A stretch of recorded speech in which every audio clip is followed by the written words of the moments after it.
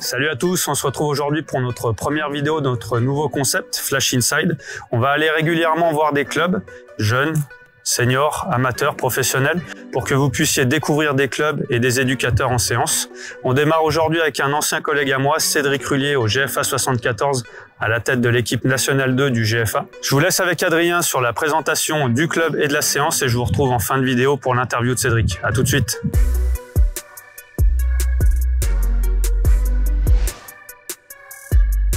Le groupement football albanais Rumilly-Vallière, plus connu sous le nom de GFA Rumilly-Vallière, est né en 2018 de la fusion entre plusieurs clubs locaux, notamment le FCS Rumilly et le S Vallière. Le GFA a connu une ascension rapide dans les divisions nationales. Après avoir accédé au National 3 en 2018, le club a été promu en National 2 en 2020. Il s'est notamment illustré lors de la saison 2020-2021 en atteignant les demi-finales de la Coupe de France, éliminant le Toulouse FC en quart de finale avant de s'incliner face à l'AS Monaco. Après une relégation en National 3 en 2022, le club a rapidement rebondi en reportant son groupe lors de la saison 2023-2024, avec une avance de 13 points sur le deuxième, et en affichant la meilleure attaque et défense de la poule. L'équipe est dirigée par l'entraîneur Cédric Rullier qui nous a accueillis dans son superbe complexe d'entraînement à Vallière pour nous présenter sa séance. La séance que nous allons vous présenter a eu lieu un mardi à 10h du matin. Après avoir installé le terrain et avant d'accueillir les joueurs, Cédric et son staff font un point sur la séance avec les objectifs et les rôles de chacun. Lors de ce temps d'échange, Cédric rappelle le thème de la séance ainsi que les comportements attendus à cibler, distribue les différents rôles et rappelle le séquençage de chaque procédé. Les joueurs arrivent et on démarre par un débrief des deux matchs du week-end, celui de la N2 et celui de la réserve qui évolue en Régional 2. Un joueur de chaque groupe prend la parole pour faire un résumé de la prestation de l'équipe, puis Cédric conclut pour donner son ressenti. Cette mise en action est intéressante pour faire du lien avec les joueurs qui ont évolué avec la réserve le week-end précédent. Après avoir présenté brièvement la séance et ses objectifs sur tableau, Cédric laisse son préparateur athlétique démarrer la séance en salle par de la mobilité qui durera une dizaine de minutes. Puis les joueurs descendent au terrain pour démarrer l'entraînement.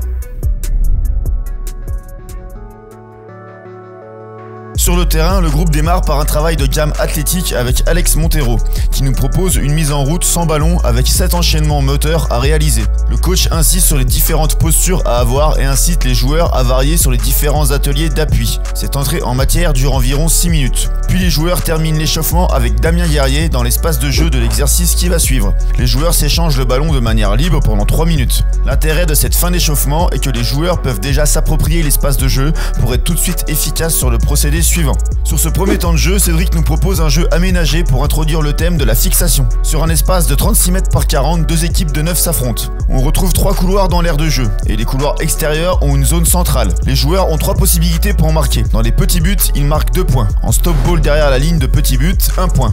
Et enfin, si le ballon rentre dans la zone centrale d'un couloir excentré et qu'il en ressort, l'équipe marque aussi 1 point. Cette troisième règle est particulièrement adaptée pour travailler le renversement de jeu car elle forcera l'équipe qui défend à mettre une grosse densité dans le couloir excentré, ce qui libérera des espaces à l'opposé. Dernière consigne pour inciter chaque équipe à prendre un maximum de largeur, un joueur peut sortir du terrain et solliciter le ballon sur les côtés. Il est attaquable et a 2 touches de balle. Ce jeu sera découpé en 3 séquences de 4 minutes. Il est très dynamique et permet une bonne introduction du thème de la fixation. Au niveau de l'animation, chaque rôle est clairement défini.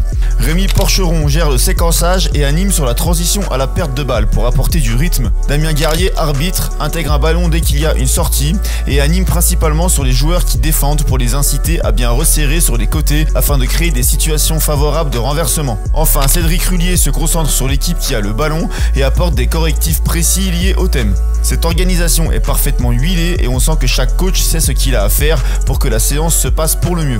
Sur la cage derrière ce jeu aménagé, Thibaut Mayos, l'un des entraîneurs des gardiens de but, prépare les 2 gardiens pour le temps de jeu suivant. Second procédé qui reviendra 2 fois sur cet entraînement. Cédric aménage une situation pour contextualiser une ressortie de balle en amont du roue central. Sur un espace de jeu de 75 mètres par 60, 2 équipes de 10 s'affrontent et sont organisées en 1-3-4-2. Pour les bleus, on retrouve la même règle que dans le jeu précédent, à savoir que s'ils traversent l'un des 2 carrés situés sur les côtés, ils marquent 1 point. S'ils marquent dans le grand but, cela vaut 2 points.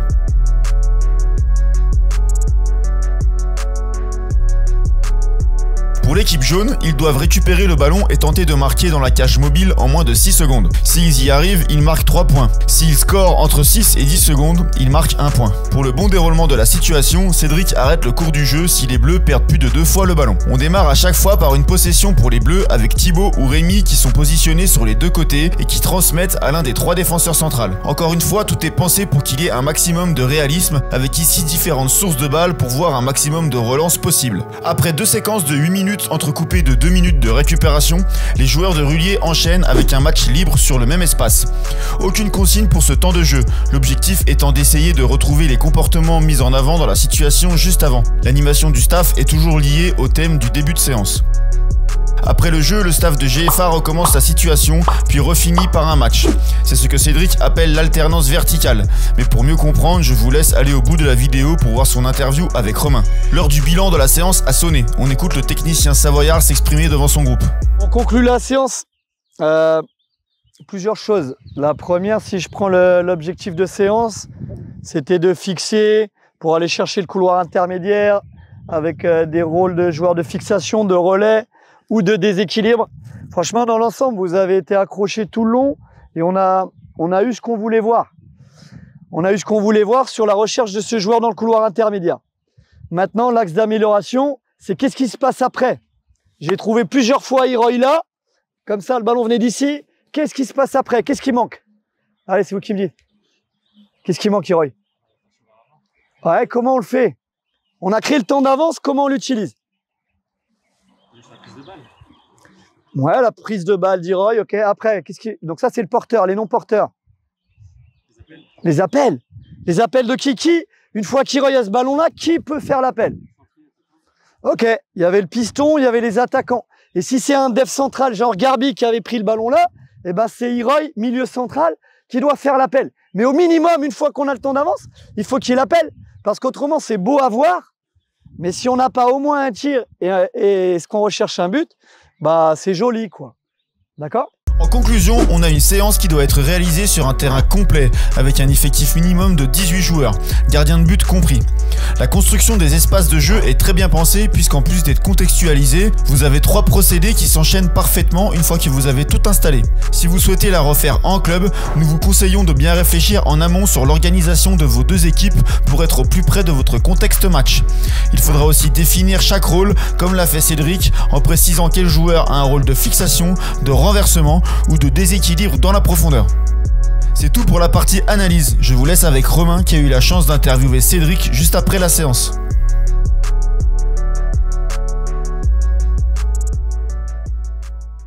Oh Cédric, merci déjà pour votre accueil au club. Est-ce que tu peux déjà te présenter pour toutes les personnes qui ne te connaîtraient pas forcément? Déjà, merci à vous d'avoir pensé à nous. Ça fait plaisir de vous voir, de te revoir du coup. Cédric Rullier, j'ai 41 ans. Je suis au club depuis 2 ans. Une saison en National 3 et la 2e en National 2 cette année.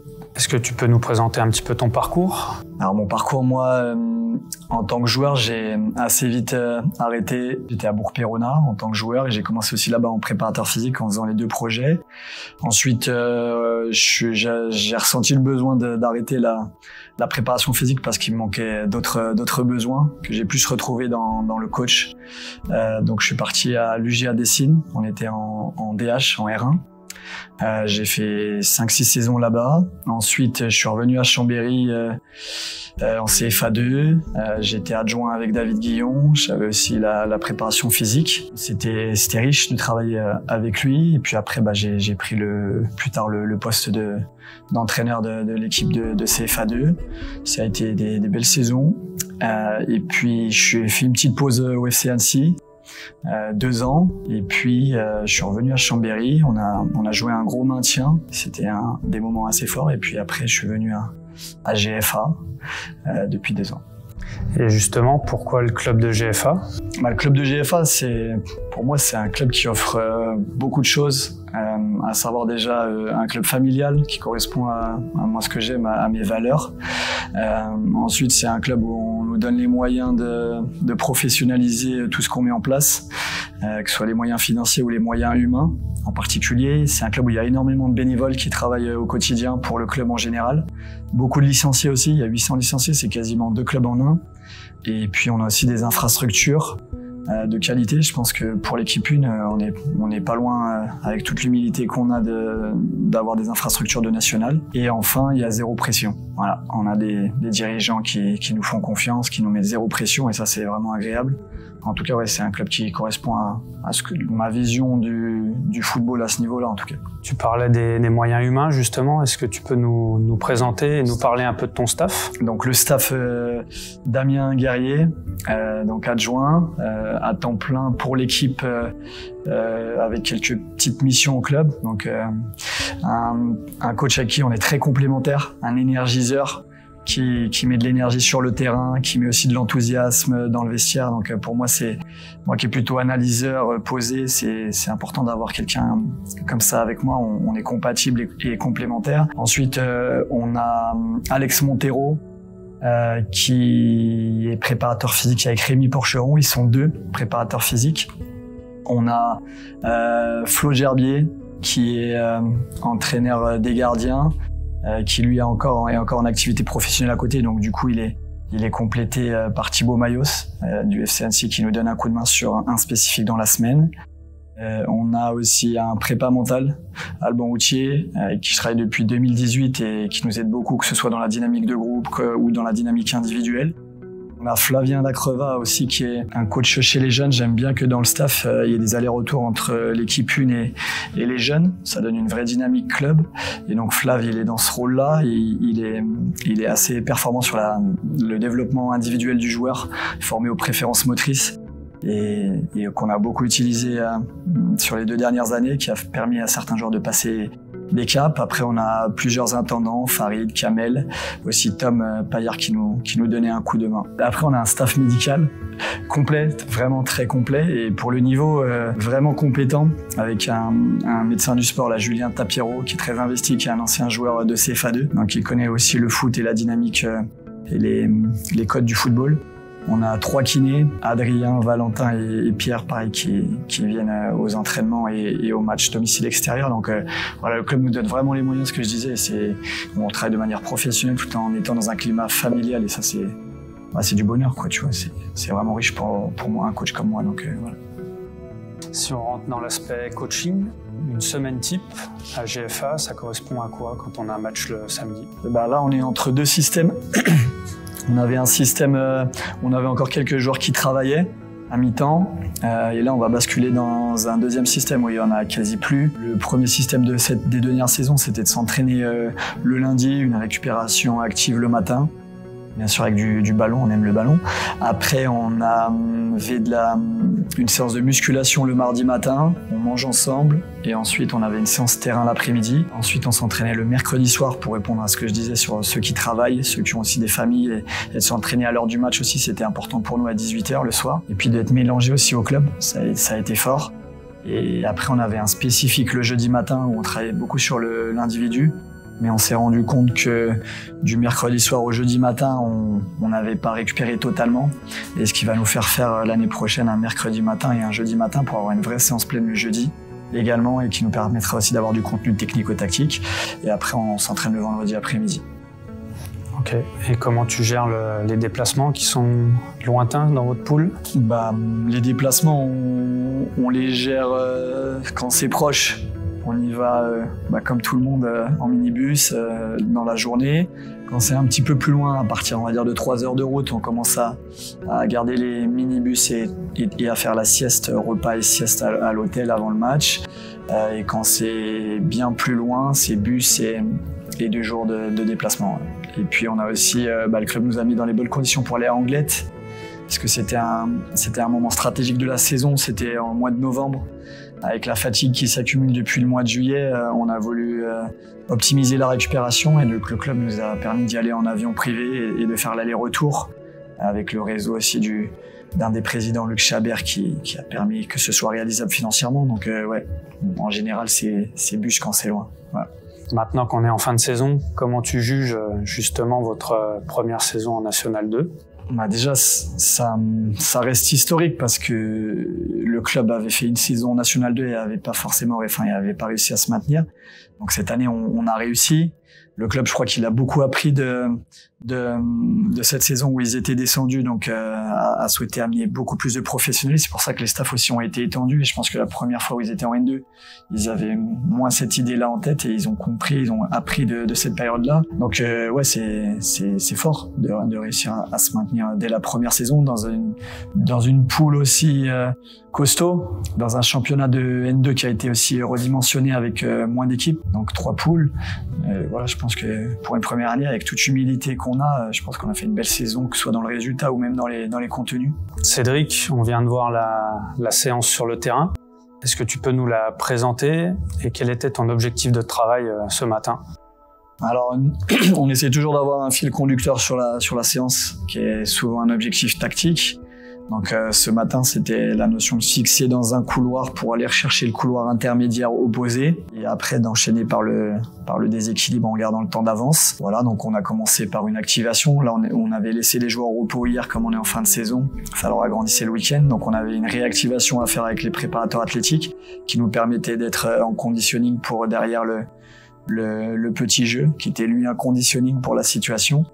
Et puis derrière on aime bien faire de l'alternance verticale, à savoir une charge cognitive sur l'aspect tactique, un jeu libre où on doit retrouver ce qu'on a travaillé juste avant mais avec plus d'intensité et puis rebasculer sur la situation et refinir par le jeu libre. Donc voilà la séance de ce matin. Et ton retour à chaud ? Mon retour à chaud, c'est que pour une séance en fin de saison, c'est plutôt, les joueurs sont vraiment à l'écoute, j'ai un groupe vraiment à l'écoute, et ça c'est appréciable.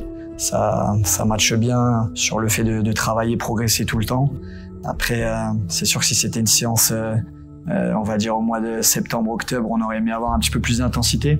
Donc une bonne séance dans son ensemble avec l'objectif atteint, je pense, sur l'aspect tactique. Donc on est content de ça.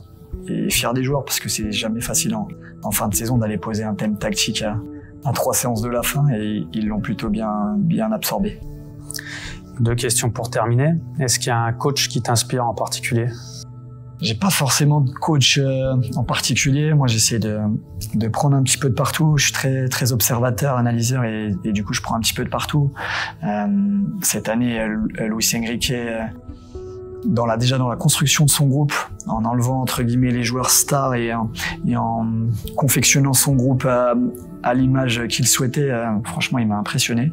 J'attendais de voir ce que ça donnait sur l'aspect tactique, sur son enthousiasme aussi au bord du terrain, sur le fait d'avoir un staff complet mais uni et soudé, c'est en tout cas l'image qu'il renvoie. Après tout le long de mon parcours, il y en a plein qui m'ont inspiré, mais je dirais Luis Enrique en ce moment c'est quelqu'un qui nous inspire pas mal, je pense tous les coachs français en tout cas.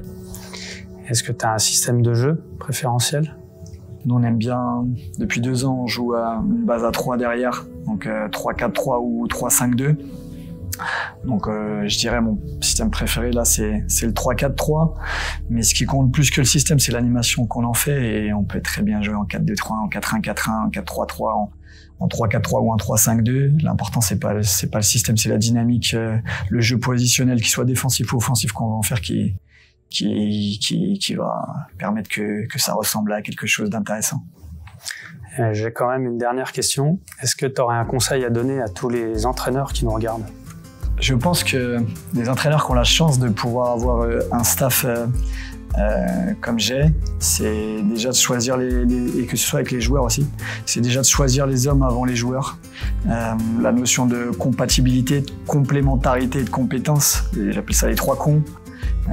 C'est le plus important. Et une fois qu'on a choisi ça, déjà on a la base pour aller derrière faire quelque chose de constructif. Je pense qu'on nous laisse souvent peu de temps en tant que coach, donc on a souvent la pression de résultats et de temps, mais plus on a un système mis en place qui est très carré, que ce soit sur les hommes ou l'organisation en général, a priori on obtient des résultats. Nickel. Merci Cédric.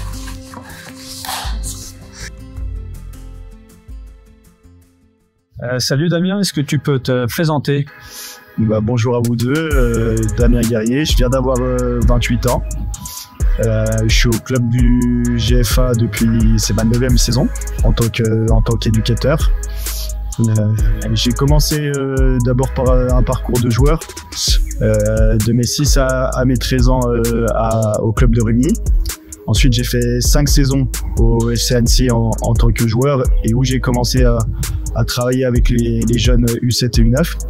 Et puis à l'issue de ces 5 saisons, donc j'ai signé d'abord en tant que joueur à Vallières et éducateur. Et par la suite, j'ai arrêté ma carrière de footballeur, on va dire, au Covid, pour me lancer pleinement dans l'éducateur. Bon, j'ai rapidement passé le BMF et le BEF. Voilà, donc j'ai entraîné une bonne partie de toutes les catégories de jeunes au GFA et puis plus particulièrement depuis 3-4 ans sur les seniors, où j'ai alterné un poste soit d'adjoint sur la N3, N2 ou alors la saison dernière entraîneur principal de la réserve. Est-ce que tu peux présenter ton rôle au sein du staff N2 à l'heure actuelle? Alors cette saison, j'étais entraîneur adjoint sur le groupe national 2, donc tout ce qui était conception et animation des séances. Il y avait aussi toute la partie analyse vidéo de l'adversaire et les retours individuels des joueurs en semaine. On va dire ça sur la partie sportive, et puis sur la partie humaine, tout ce qui est les relations avec les joueurs. Et je trouve que le rôle d'adjoint il est intéressant là-dessus, c'est qu'on peut avoir des discussions plus que juste le footballeur avec les joueurs. Et c'est aussi une partie dans mon poste que j'apprécie vraiment, parce que je suis vraiment très friand des relations humaines, et que donc voilà un peu mon rôle au sein du staff. On arrive à la fin de la vidéo, n'hésitez pas à nous dire en commentaire si le concept vous a plu. Si vous êtes coach, donnez-nous un petit peu des idées pour qu'on vienne visiter votre structure. Et si vous connaissez des collègues, n'hésitez pas à le dire en commentaire et on se retrouve pour le prochain Flash Inside. À bientôt.